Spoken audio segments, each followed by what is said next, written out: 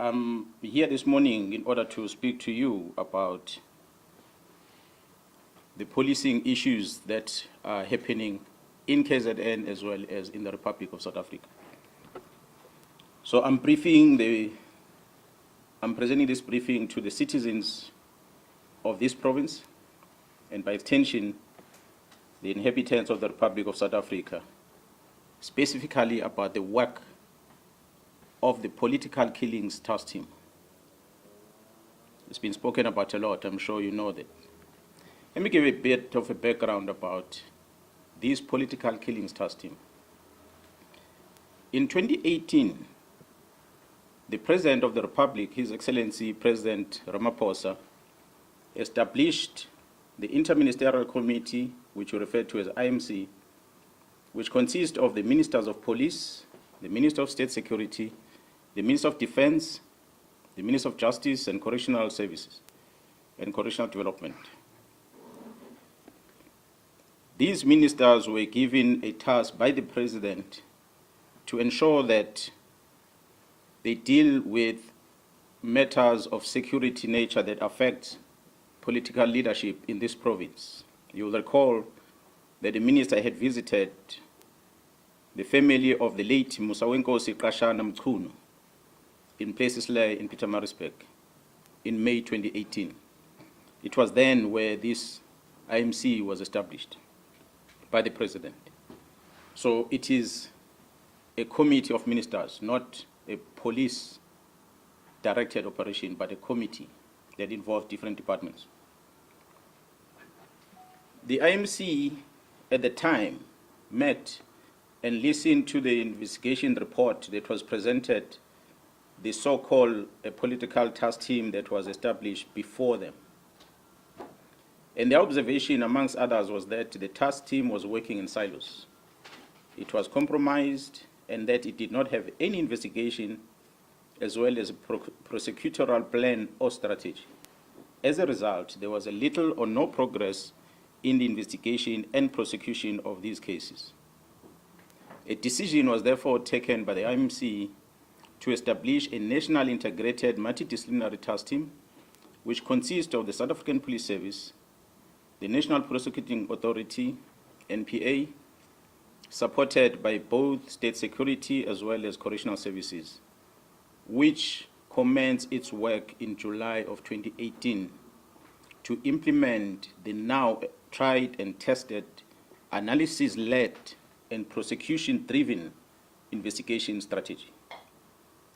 As a result of the excellent performance, the political killings task team has been assigned in another presidential intervention project.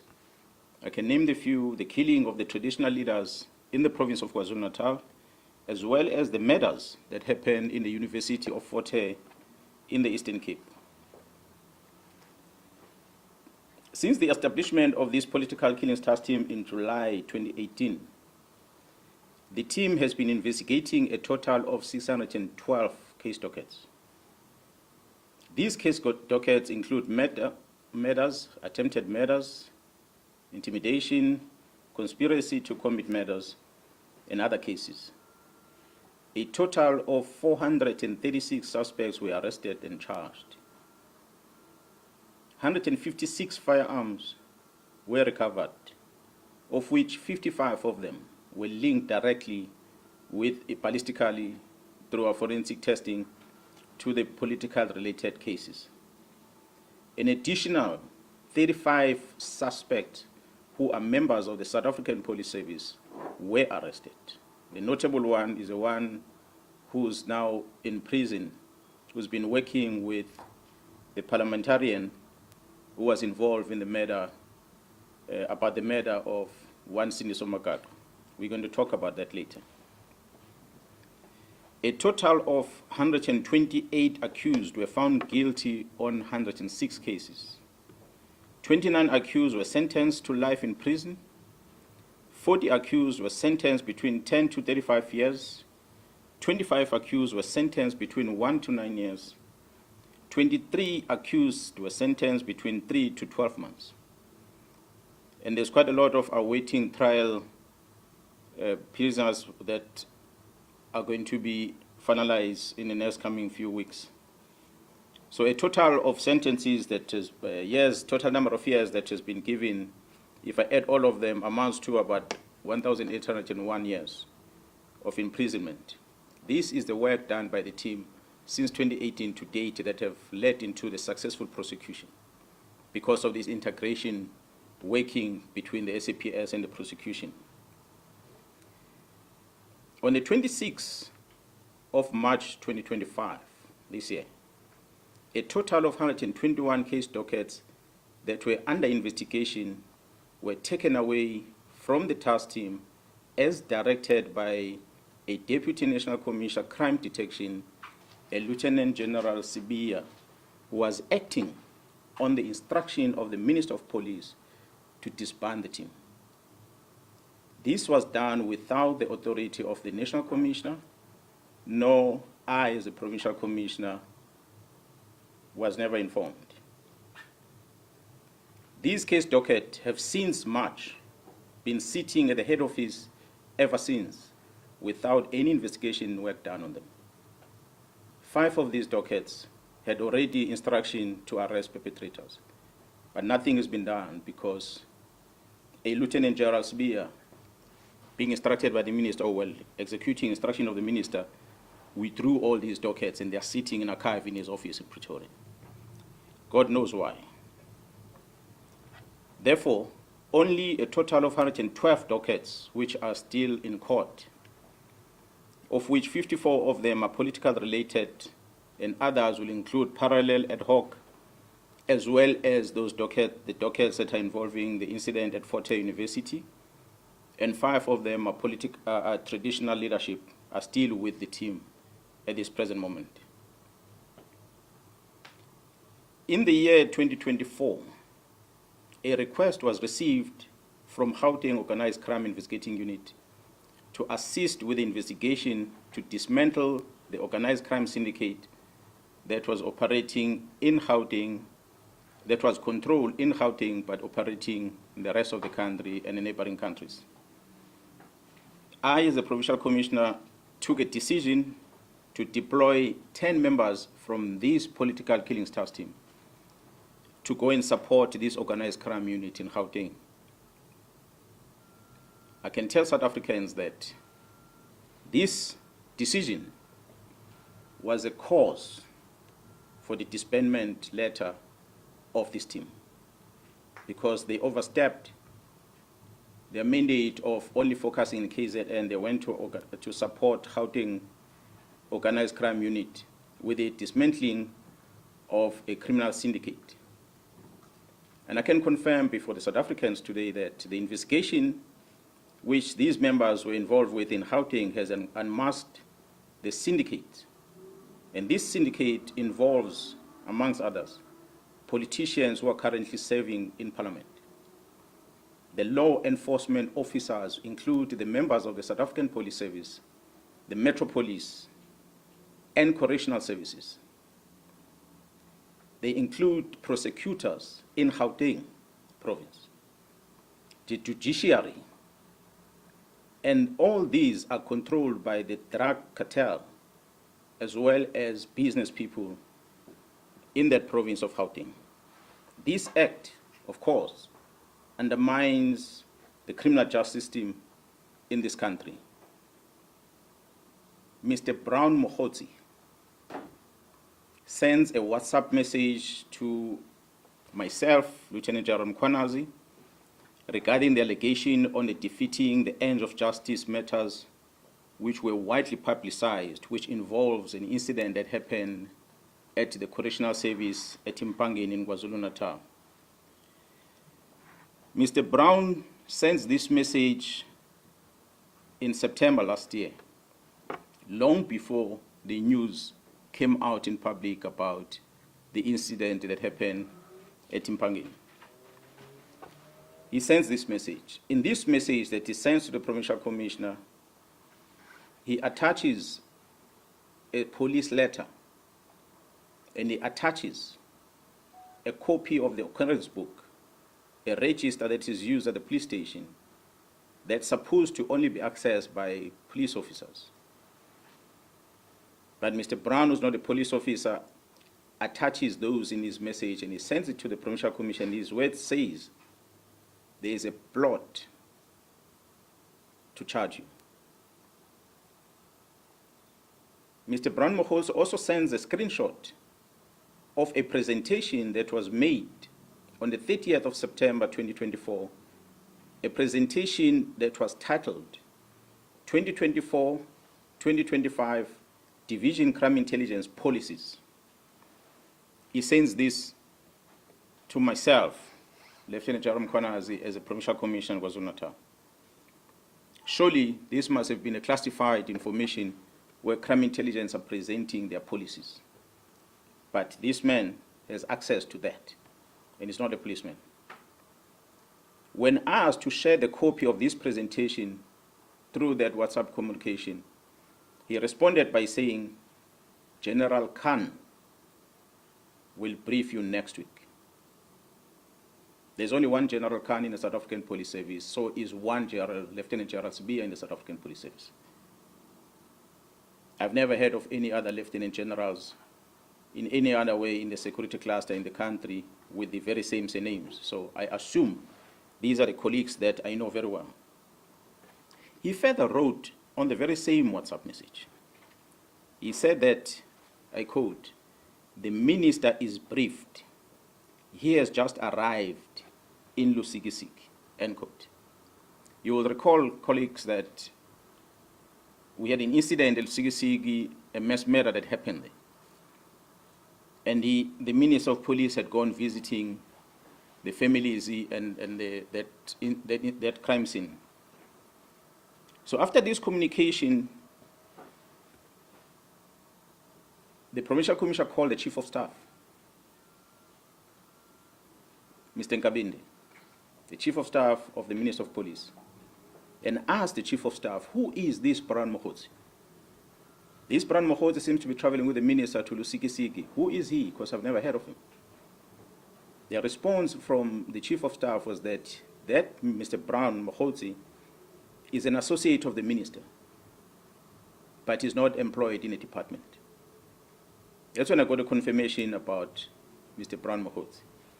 And I asked the Chief of Staff to send the phone number of this Brown Mkhwanazi, of which he did.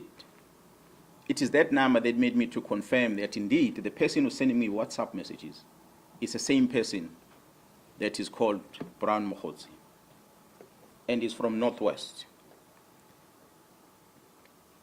On the 5th of March 2025, the South African Police appeared before the Portfolio Committee in Parliament. A presentation was made to this Portfolio Committee by the Provincial Commission of KwaZulu-Natal, which included the allegations of an associate of the Minister of Police, Mr. Brown Mkhwanazi. The Minister denied on record. Go and Google a visual presentation to the Portfolio Committee on the 5th of March this year, towards the end of that briefing, where the Minister of Police responded and he said he does not know this Mr. Brown Mkhwanazi. He said that in Parliament. However, the Minister confirmed that he knows this Mr. Brown Mkhwanazi during a telephone conversation that he had, which was posted on X under a handler at Load Care. This was on the 30th of March, where he confirmed that this was his comrade from Northwest. The conversation between the minister and that lady is available. You can go on X and find it on the 30th. If it has been removed from that account, as we finish this briefing, I'll share that with you. The evidence has been found in the cell phone of Mr. Vusimus, also known as Cat Matlala, which shows the communication between Mr. Brown Mkhwanazi and the Minister of Police, Mr. Senzo Mchunu. As I said, this was the beginning of the closure of the political task team. I've tried to outline some sequence of events. I had said the team left for Gauteng to go and assist organized crime in Gauteng. There was a shooting incident that had occurred in April 2024, where Mr. Swart, a QTech employee, was fatally shot while entering the company premises. QTech has been a long-standing service provider to Transnet. Shortly after the incident, 3 suspects, including a warrant officer, a South African Police Service warrant officer, a detective Tau Pule, were arrested in Johannesburg. During the arrest, weapons that were used in this murder, which was an AK-47 and a pistol, along with cell phones, were confiscated. I must applaud the team in Gauteng who had effected this arrest before the arrival of the team in KZN. It is the challenges that this investigating team of Gauteng encountered that led into the invitation to the KwaZulu-Natal police to go and assist. The KwaZulu-Natal Political Killings Task Team arrival, they took these weapons and they went and tested them. So they conducted a ballistic test in order to check whether these firearms were linked with that murder and many other murders perhaps that will have occurred in the country. Maybe let me pause on that one and come back into what had happened prior to us receiving the results from the task team, ballistic test result. On the 6th of December 2024, the task team visited the premises of the 2 of the high-profile syndicate, of which one, Mr. Katiso Molefe, was arrested for the murder of Mr. Swart of QTech. During that arrest, an unusual activities were observed whilst the team were busy with the operation. These activities included a dispatching of members of the South African Police Service under the command of a senior manager at the head office to go and interrupt the operation that was unfolding. Fortunately, when they arrived there, the members realized that it is indeed a police operation, so they allowed the members to carry out their operation without disturbance. On the 30th December 2024, the ballistic expert issued a ballistic report which linked these firearms not only with the murder of Mr. Swart, but these firearms were linked with a number of high-profile cases. And these cases include very high-profile South African artists that were murdered in Gauteng, which occurred dating back as far as 2021. I'm not going to mention them, but we have them on record. On the 31st of December 2024, the Minister of Police, Mr. Senzo Mchunu, issues a letter to disband the political killings task team and to suspend the filling of vacancies within crime intelligence. In January, February, and April this year, the Deputy National Commissioner Crime Detection, Lieutenant General Sibia, issued written instructions withdrawing all these cases from the task team to his office. On the 14th of May this year, 2025, the task team arrested Vusi Muzi, who is also known as Cat Matlala, for an attempted murder ×3. I must highlight that this Mr. Vusi Muzi Cat Matlala is an individual who was awarded a police contract of over 360 million rand in 2024. An analysis was conducted on electronic communication of this arrested person. This analysis reveals communication between the arrested Vusimus at Ket Matlala, Mr. Brown Mkhwanazi, an associate of the Minister of Police, as well as the Minister of Police, Senzo Mchunu. On the 1st of January, the letter is issued on the 31st. On the 1st of January, 2025, Mr. Brown Mkhwanazi sends a WhatsApp to Vusi Muzi Ket Matlala and it reads as follows, I quote, "I have arranged a meeting for Sibiya and the minister. They must have a solution." And it follows another message. "The task team that came to your house and harassed you have been dissolved. They got the letter on Monday. As we speak, they are bringing all docket to Sibiya." This letter is issued on the 31st of December 2024.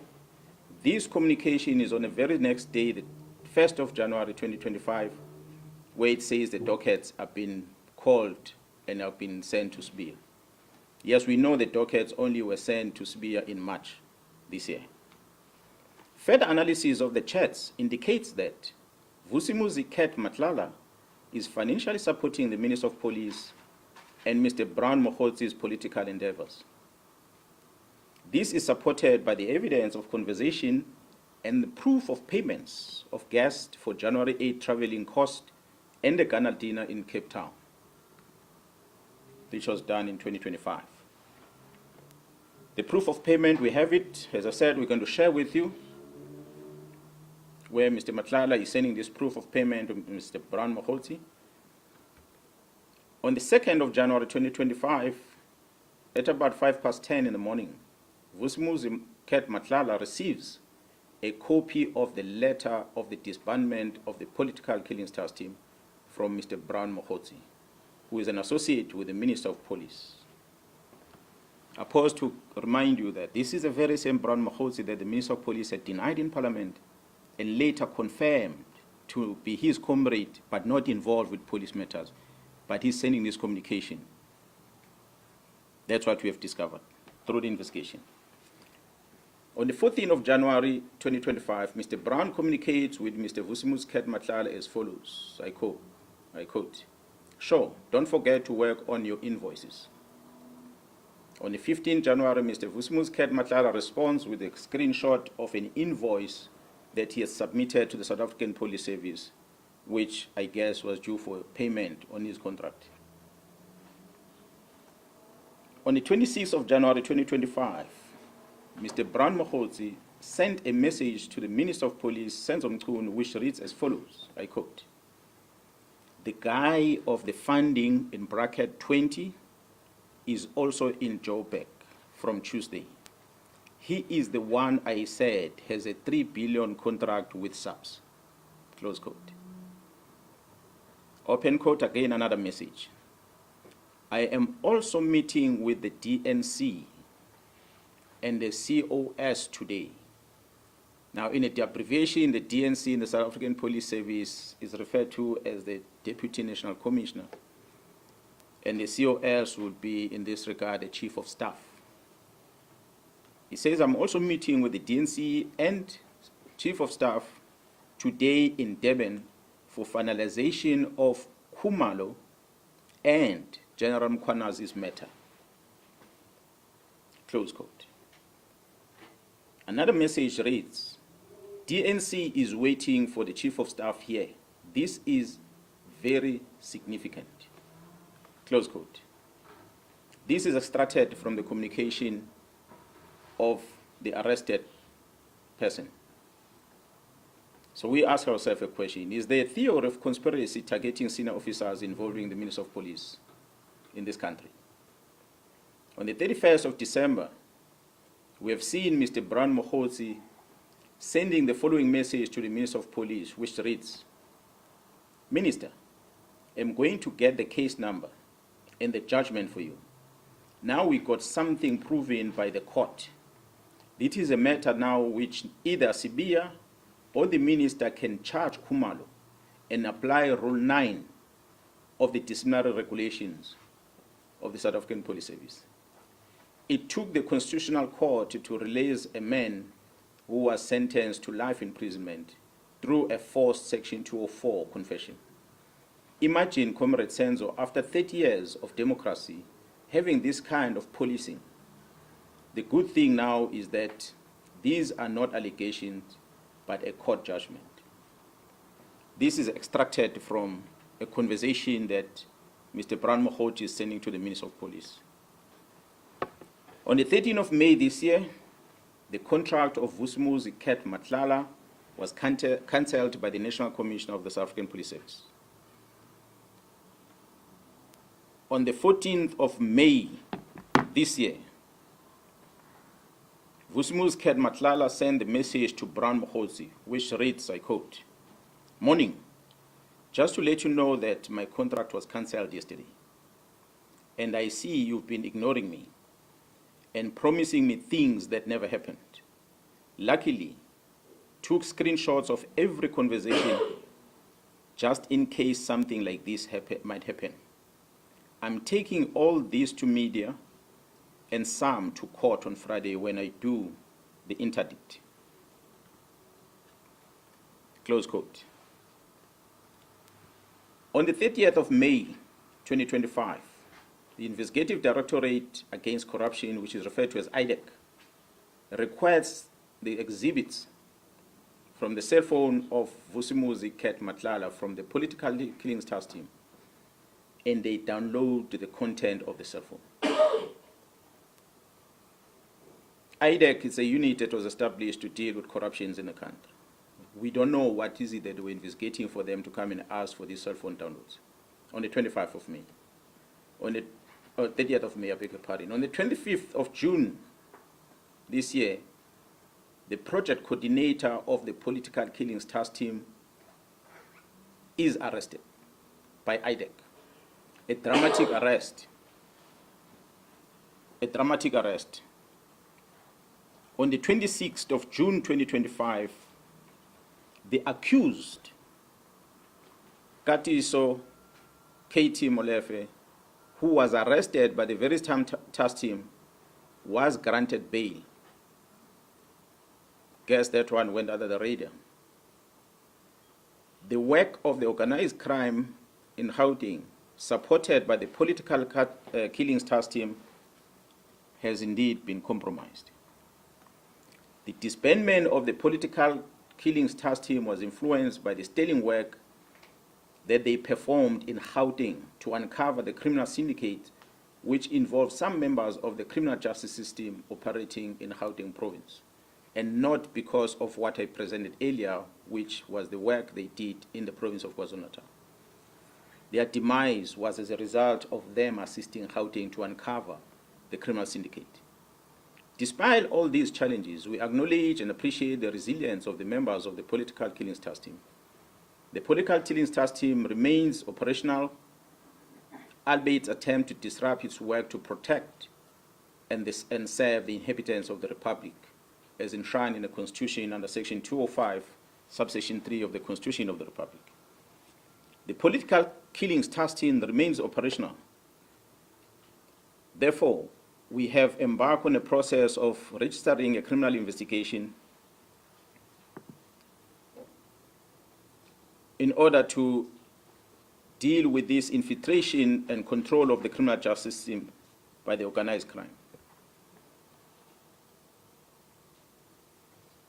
We, in KZN, know that a member of crime intelligence or members of crime intelligence released classified documents and handed them over to a member of parliament. That includes vetting documents, as well as covert properties. We all know in the country that the Joint Standing Committee of Intelligence is the one that must supervise the operations of a secret fund account, not only for the South African Police Service, but all the intelligence agencies in the country. That the members of crime intelligence gave these documents to the member of parliament, and the member of parliament registered a criminal case in Gauteng where he was alleging that some of the officials within crime intelligence were issued fraudulent vetting clearance certificates. After opening the case, he sends a communication to the Minister of Police. He asks the Minister of Police to take these dockets and assign them to someone else. The Minister of Police Chief of Staff, Mr. Nkabinde, wrote a letter to the head of the NPA, newly established unit, which is referred to as IDEC, Investigating Directorate Against Corruption, to investigate these cases. These are allegations of a manipulation of a vetting process, not a state capture, not corruption. But IDEC receives this communication from the Minister of Police to take these dockets, and IDEC does exactly that. They go and take these dockets and they investigate them. I wonder whether is this what the unit IDEC was established for. The Minister of Police invited and facilitated the peace talk between myself, the Provincial Commissioner of KwaZulu-Natal, and the Deputy National Commissioner, Lieutenant Jairus Beer, in his office, in his house, State House, official residence in Pretoria. The purpose of the invitation was to try and create peace between myself and the Deputy National Commissioner. It was unprecedented. I've never seen in my life. The National Commissioner was present, but he just kept quiet because it was not his meeting. The Minister of Police felt that he must make me and Jairus Beer to find peace. Surely, there can never be peace between a criminal and the police officer. As we speak, the South African Police Service, KwaZulu-Natal, still does not have a leader within crime intelligence because of the letter where the minister suspended the filling of vacancies at crime intelligence, which is dated the 31st of December. So to date, we don't have a command of crime intelligence. In this province, we are trying to figure out on our own how to infiltrate syndicates because the minister decided these posts must not be filled. The crime intelligence at the national level has no commander as we speak. And we must thank the magistrate who made the ruling that went beyond what the charge sheet against the accused is about, which the members were charged on HR-related matters that dealt with filling of vacancies. The magistrate directed that these members must never enter any premises of crime intelligence in the country. So which means all the work of crime intelligence had to come to a halt. Interesting for us is that another magistrate who then had the matter of the second accused on that case, who had remained in custody last week, did not issue the same condition. He understood that the judiciary cannot get involved in determining whether people must go back to work or not. It is an employer that must make the decision. But I must just indicate to South Africans that Mr. Padayache, who appeared in court on the day when these police officers were arrested, whom the magistrate referred to as an investigating officer, is a former member of crime intelligence himself. He retired from the police and he went to join this new unit, IDEC. He is now referred to as a lead investigator with no qualification, no investigative experience at all. But he is a person whom the magistrate directs that if anything is wanted at crime intelligence, must go via him. So he gives him a carte blanche to access anything at crime intelligence on behalf of the members that are employed to work there. The vetting section within crime intelligence has more powers than any other units within that space because they can scrutinize everything about the applicant who's applying for security clearance.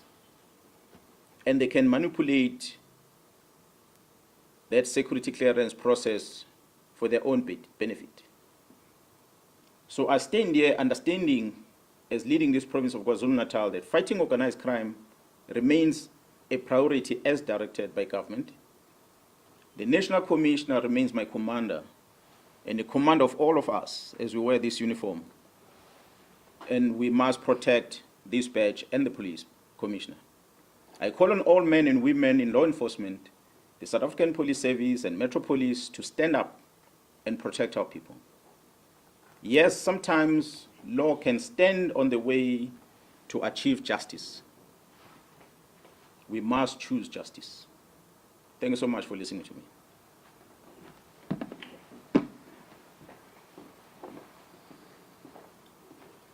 Thank you, colleagues. That was the brief from the Provincial Commissioner. We are going to share this with you to look at the numbers and stuff later on, after this briefing. Now it's time for you to ask questions related to this.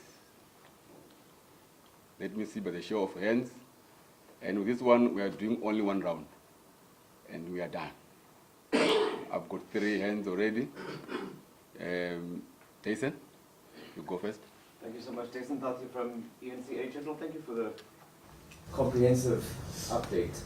I did hear you say that there will be a criminal investigation, but I want to ask you more directly. Would Minister and CBA be investigated, or are they being investigated as we speak for this? Because from what you've outlined, there are clearly a number of crimes that have been committed there, and these are the names that have been central to what you've been outlining. The second part of this is, what does this mean for your working relationship, for the work that you do here with your team? Considering that there is this, it's more than an elephant in the room, but considering that there is this, how will this impact the work that you do? And I think the last question is, with everything that you've said here now, what do you foresee happening to you? Do you see any implications for yourself based on everything you've reported? Thank you. I'll take one, I will answer to each one of you. I'm a police officer who understood the task at hand. When I joined the service, it was my resolve to make sure that I deal with criminals head on. Hence, I had chosen a career within the combating side of policing. That's what led me to work in the units that I worked for over time. Yes, I've been a provincial commissioner, and I'm still a provincial commissioner, coordinating different type of policing operations in this province. And I've been involved with a lot of operations in the country in the past. And I understand that at this present moment, the war that we are facing is so serious that it deals with high-level senior officers within the criminal justice system. Therefore, it is important for us to go into a combat mode. It is important for me to make sure that I take on the enemy directly. So when you see me and you see this management and you understand that we have hard-working men and women, not only in KZN, but across the board in the country, who doesn't like crime, who doesn't like these criminals. I, fortunately, am a citizen in this country. My families are spread across different provinces. So it is my duty and the fellow police officers to protect them. So I'm not going to surrender their freedom. I'm not going to surrender their safety to anyone. So I will die for this badge. I will die for them. So I will fight this fight until the end. Wherever the end is, we will fight. We're not going to stop. We've got family members, brothers and sisters, we've got children that are exposed to drugs. This drug cartel, which includes a group in Gauteng that's operating in Gauteng as their headquarters, are importing these drugs from abroad, South America in the main, through this port of Durban, amongst others, to Gauteng, and they process them in Gauteng, and from there they distribute this drug all over in the country as well as other countries. We've been involved with a lot of shooting incidents in KZN, especially at Tinanda. As we're engaging with these youngsters, we're doing analysis, and we're realizing, yes, they might be ill-disciplined kids, but their behavior is encouraged by the substance that they take. It gives them courage to kill, it gives them courage to rape, it gives them courage to murder. And if we take away this substance, they will become good citizens. They will become good kids. So therefore, we need to get rid of drugs. Now, we understand when we fight with the drug cartels that have controlled police generals, have controlled prosecution and judiciary, it's not going to be a small game. So unfortunately, some of us have to sacrifice. We've reached a stage where we are sacrificing for the good of the South Africans, for the children of South Africa, to be free from drugs. So I do hope that the authorities that have been briefed about this will take necessary action in dealing with it. As a police officer, I cannot turn a blind eye when I see a crime being committed. That's why I mentioned that. We are already working with the prosecution, working on case dockets for those that took a decision to stop the investigation. So we have to investigate to establish, because this new administration came into office last year.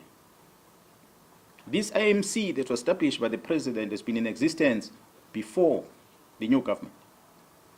Ever since the new government took over, to date, there's never been a briefing given by myself, nor my management. I believe nothing done by the provincial, the project leader, which is Jara Kumalo, who's now arrested. I cannot talk much about my boss, but us, as people who are running on the ground, we have never given a presentation to the Minister of Police about the work, the successes that I presented of this political killing task team in this province. So for a decision to disband it, we are 100% sure after evidence collected that is informed by the work that they were doing in Gauteng, which the work they did in Gauteng was affecting the people that are closer to the people that are closer to our executive authority. So our investigation is going to be that wide. We're going to uncover anyone had a role to play. There are people that refer to themselves as whistleblowers. The strategy that is being used is to make sure that they taint the image of a person in a public space. They talk bad about you in a public space. For a member of parliament to come and talk about the procurement of facilities of crime intelligence, which is a covert thing, which is something that should not be in a public space, is not been questioned by anyone. The person who's accused understands that he cannot speak in public about it because it's a covert thing. If he speaks public about it, he's going to be facing a criminal offense himself. Now they're exploiting that gap, that we know this person can't speak, so let's speak and make him look bad. He can only speak behind closed doors in parliament, but he can't speak to the public. Push the man until he reaches the end, and he's going to expose the issues of national security of this country, simply because there are people with evil intentions who are pushing him to get to that stage, using the state apparatus to execute the mandate. So we have to investigate in order to be able to remove the cancer. That's where we're going to go. I hope I answered all your questions.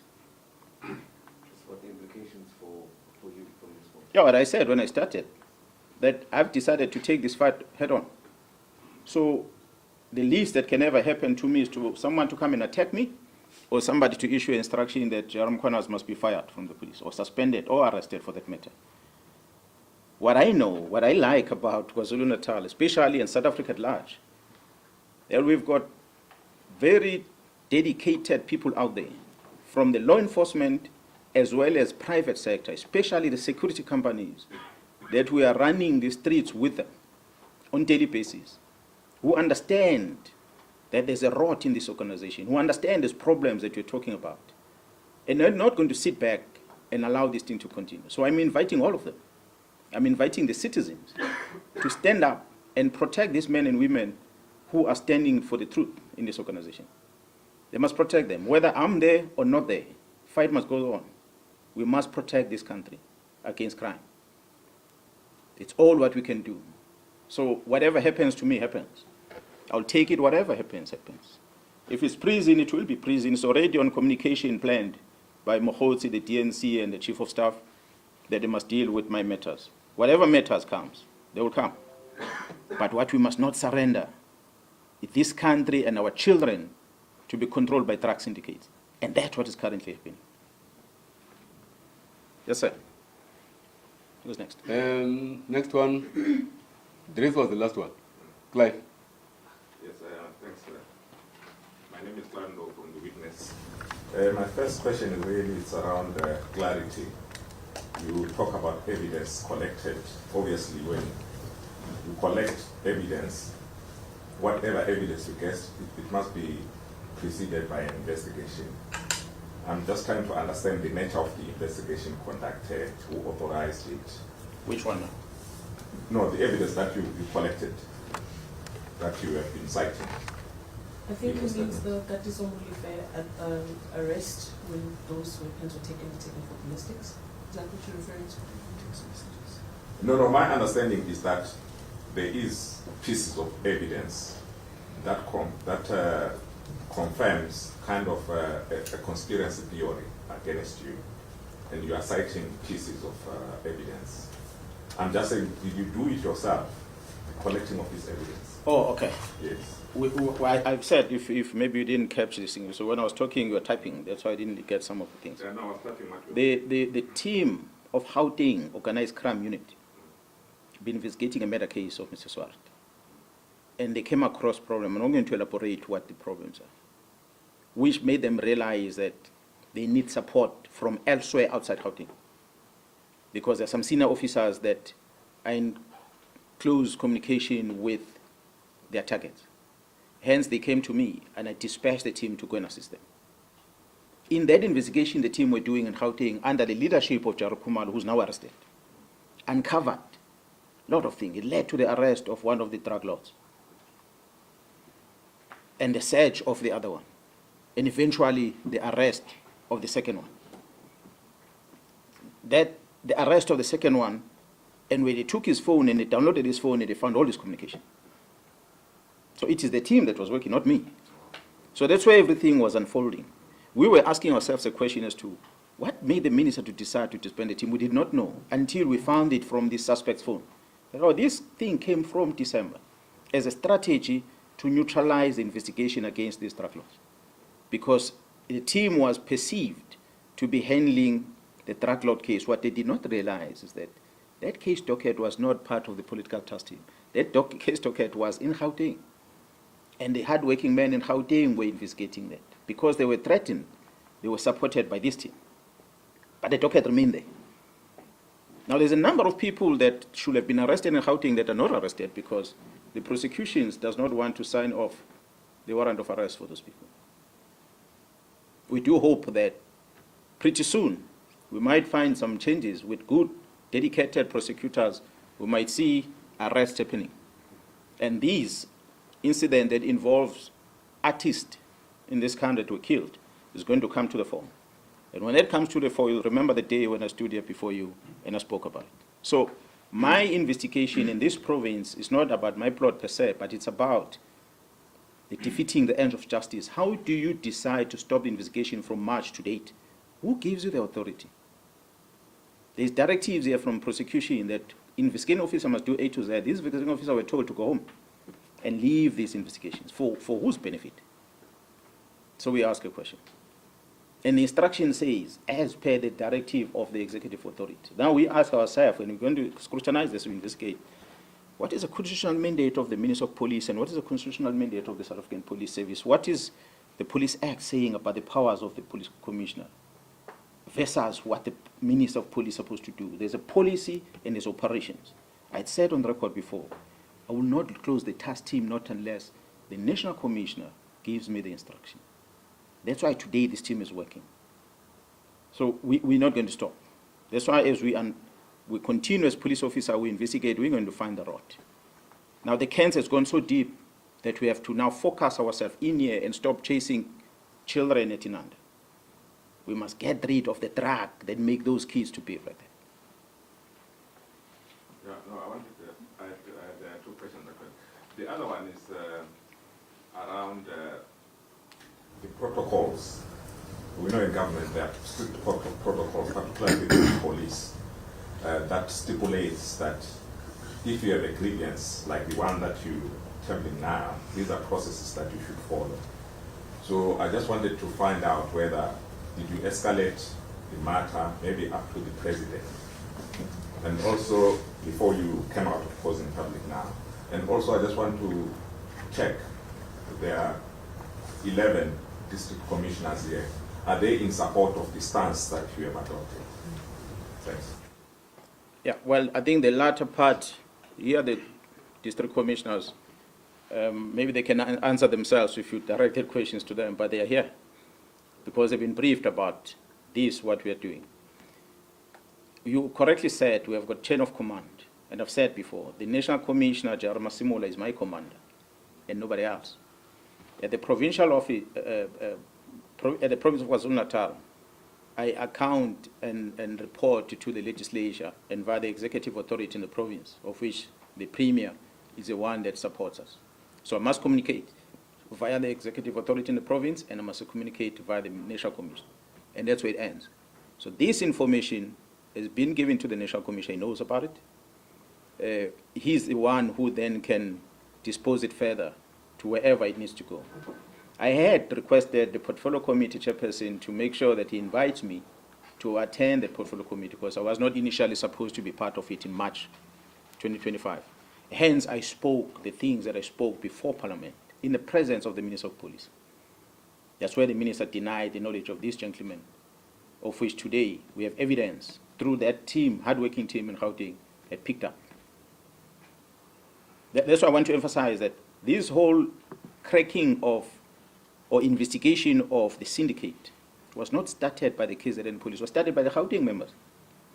But because they came under difficulty, they called for support. So we went there to support our colleagues. I salute those members because they don't sleep at home. Some of them have not been at home for a year because they are wanted. These are Gauteng members, not here. Yes, we talk about crime being coordinated in Gauteng province, but there are members in Gauteng, both SAPS, prosecution and judiciary, who are against what is happening. But because these syndicates are able to control those in power, it makes the investigation not to continue in Gauteng. That is our problem. Unfortunately, the operations of the justice system, we cannot take a case that incident happened in Gauteng and investigate it in KZN. It has to be done there. Decision to prosecute must be happen there. The judiciary, the preside over it must happen in the same place. So if those people responsible are controlled by the syndicate, then the case is going to fall flat. Yes, Room Afrika, no. PC, I just wanted clarification on whether, because you're saying that the national commander is who you report to. Did he give you the go-ahead to continue with the political task team? Because you're telling us that the work continued. Did you get the go-ahead from him to continue with it, even though there was a decision that was made from above?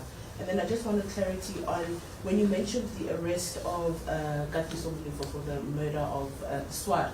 You mentioned that the weapons that were found there, the ballistics, when they came back, they were linking to several crimes, including, you said, artists, music artists.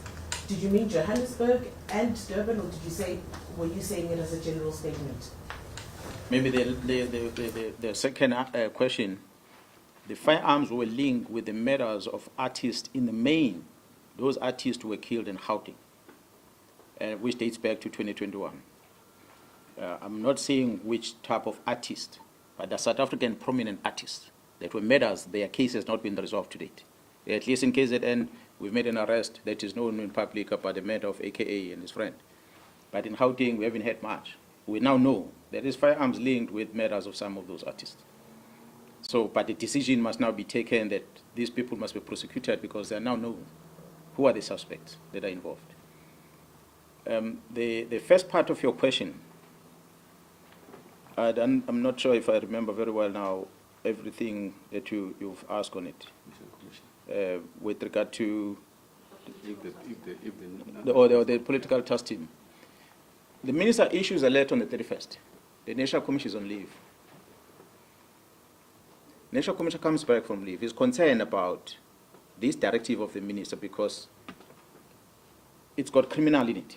That you don't stop a criminal investigation. Even the National Commission himself can't tell a constable to stop an investigation. So who is then the minister can say that? And the Deputy National Commissioner will then issue these directives. The National Commissioner signs a letter, a call-up instruction, to continue deploying this task team to work. He authorized it in black and white, and he even put budget on it. So the team has been working ever since under the authority of the National Commission. The National Commission has never disbanded the team. That's why I said he never issued the instruction of withdrawing of case dockets. Hence the investigation, because we now have to establish who then does this. So surely if the National Commission doesn't toe the line, he must go himself, most likely. Wonder why we had some things on the news last weekend. Because then if he goes, they take over and everything can be controlled. Last one. Okay, SABC. Both of you. Okay. There is, yes. Sir, yes, just for clarity's sake, we have the case that's looking into the drug syndicate in Gauteng. You also talk about looking into the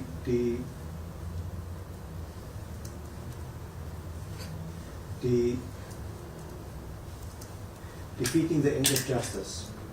Now, when we talk about that, where was the case registered? Which unit is carrying that docket? I said we are busy discussing this with the prosecution. We are putting this evidence together. We have not registered a case yet because we still needed to get some clarity from people who are part of this investigation, who have issued it, whether they issue the instruction, where does the instruction come from, and so forth. We understand this to be a task of the interministerial committee. Then we'll expect the ministers of these departments to also assist us to tell us whether, as the committee, did they issue this instruction that authorize the disbandment of the team, and so forth. So once we compile all those things and then the prosecutors are happy with it, then we'll register the docket, then we can be able to take it to court and be able to hear what could have been the reasons behind. Nimpo, last one.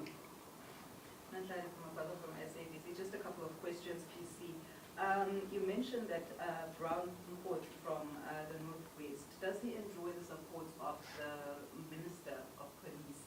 And you keep on mentioning the Minister of Police in all your investigations. Are you insinuating that the Minister is involved or is linked in criminal elements that you have been mentioning? And then Maybe ask one by one so I don't keep on forgetting. First one.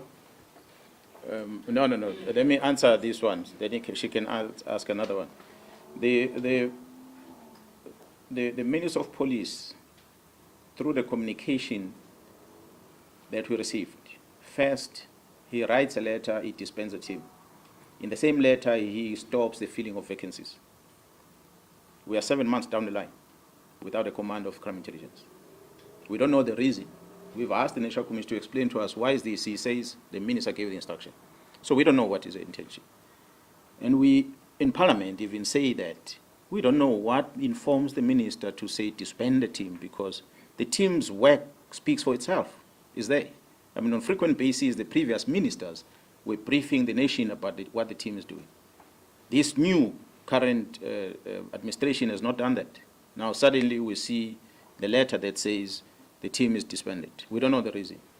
Fortunately for the investigation happening in Gauteng under the leadership of the project manager, which is Jaro Kumalo, and evidence is retrieved from one of the criminal syndicates, which makes it clear that there's a communication between the minister and these people.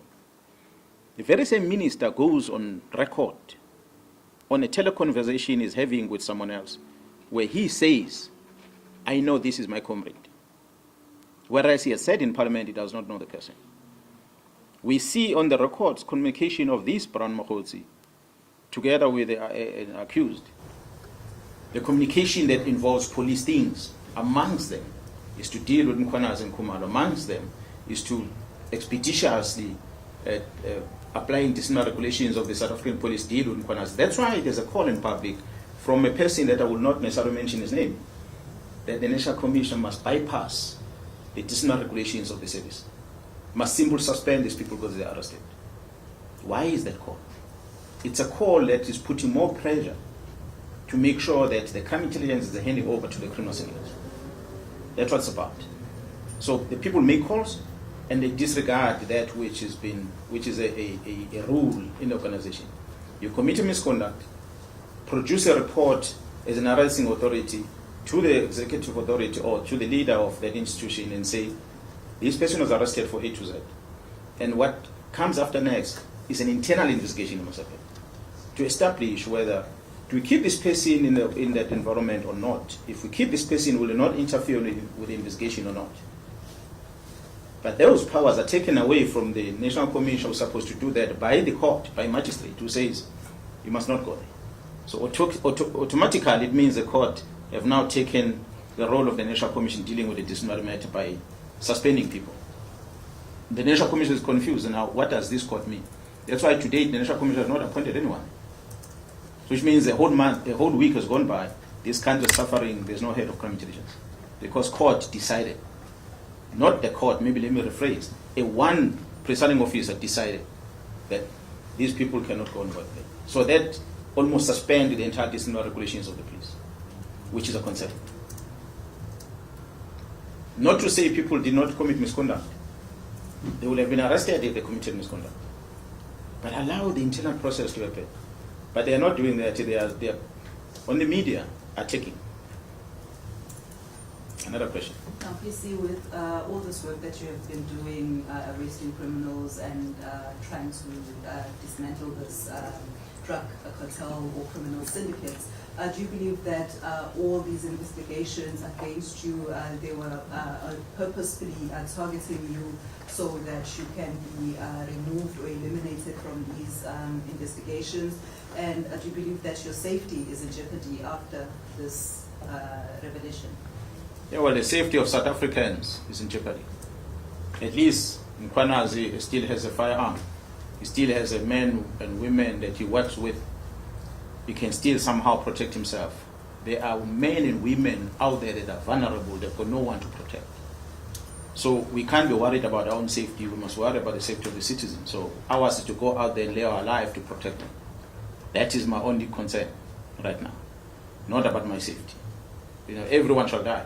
The time will come. If it comes, it comes. But if an enemy comes to you, attack the enemy. Don't allow the enemy to take advantage. You can't just lie with your arms in your hands like that. You have to fight. So that's what we are doing now in KZN, and we shall fight. And this fight is very big. So it needs people who are committed. People who are not worried. No, they're going to chase you. They're going to arrest you. Get out of that prison and fight. They're going to suspend, they're going to dismiss you, they can get you out of the police. When you're out of the police, join men and women in the private sector that are dedicated in dealing with this criminality and fight from outside. That's why we're calling on them to also join us to fight. That is not going to stop. So I'm not worried about my safety in as far as these investigations are concerned. I said I must ask one question at a time. What is the other one that was professing? Thank you so much, because we forgot as well.